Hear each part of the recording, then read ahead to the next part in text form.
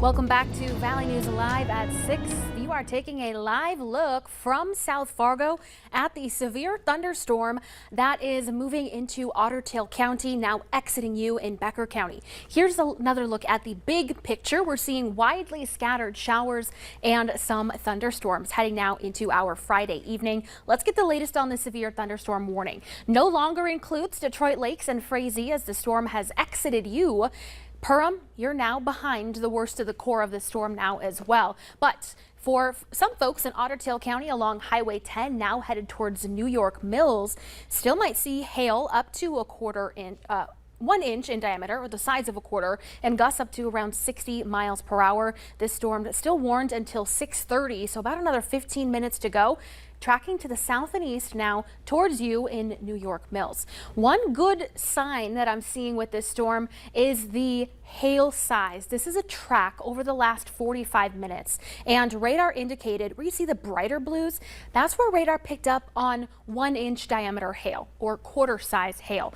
It was largest as it passed just to the east of that Highway 10 corridor from Detroit Lakes down into Frazee. Smaller hail now noted as it's moving into you in Perham and exiting you in Perham rather. Temperatures now are in the 60s and 70s. 64 rain cooled in Thief River Falls, 61 Detroit Lakes, 71 in Bemidji, Park Rapids, 78 out in Jamestown. Here in Fargo, 76. We still have some clouds out on the horizon, but sunny up ahead at the airport, 76. Moorhead currently 72. Westerly breeze at 9 miles per hour.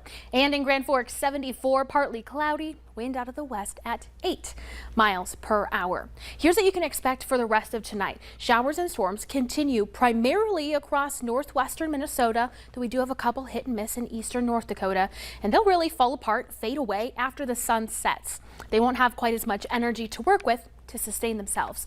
A few clouds linger towards around midnight, but overnight we'll see gradually clearing skies. Some patchy fog may develop in some areas in northwestern Minnesota.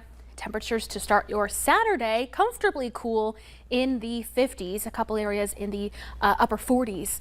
But by lunchtime, temperatures warming up into the 60s and 70s.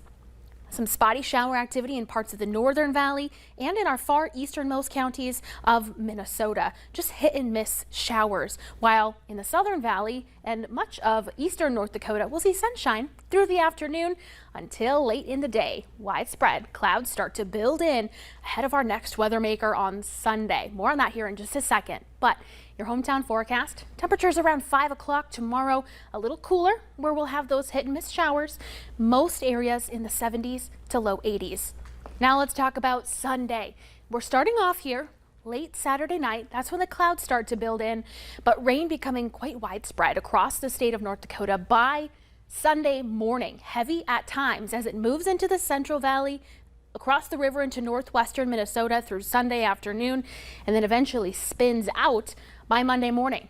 Here's the latest rainfall potential. Greatest risk for more than 1 inch is going to be across the Southern Valley and southeastern North Dakota. Lesser amounts to the north.